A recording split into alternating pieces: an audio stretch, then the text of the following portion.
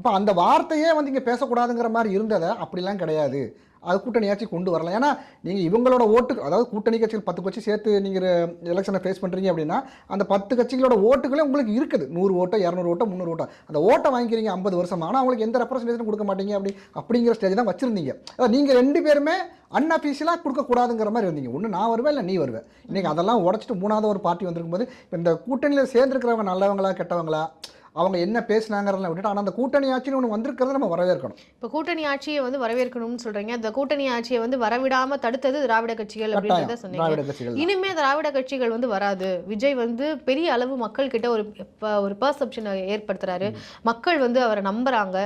ஒரு நம்பிக்கைன்னா சாதாரண நம்பிக்கை இல்லை, அதீத வகையில நம்பிக்கை, ஓட்டு அப்படிதான் அந்த அளவுக்கு இருக்கு. ஒரு போட்டோ இப்போ வந்து சிஎம்மோட அபிஷியல் போட்டோகிராஃப் வருது அப்படின்னா அது ஒரு 1000 பிரிண்ட் போகுது. அந்த அளவுக்கு வந்து அவர் மேல ஒரு அதீத நம்பிக்கை அன்பு வச்சிருக்காங்க.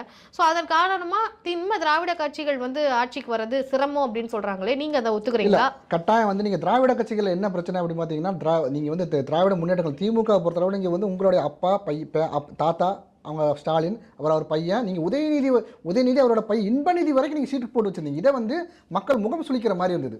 இதை வந்து இன்றைய ஜெனரேஷன் யங் ஜெனரேஷன் வந்து ஏற்றுக்கொள்ள தயாராக. அதாவது இப்போ நம்ம தாத்தா அப்பா அவங்க அந்த காலகட்டங்களில் வரைக்கும் கருணாநிதி அவர் இருந்தார், அவர் பையன் வந்தார். ஏன்னா நீங்கள் ஸ்டாலின் அவர் வந்து பொறுப்பேற்க 68 வயசில் தான் அவர் சீஃப் மினிஸ்டராக கொடுக்குறாங்க.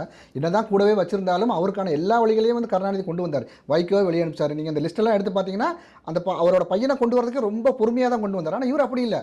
2019 ஒரு கட்சிக்குள்ள வராரு, உடனடியாக எம்எல்ஏ, உடனடியாக மினிஸ்டர், உடனடியாக டெபுட்டி சீஃப் மினிஸ்டர்.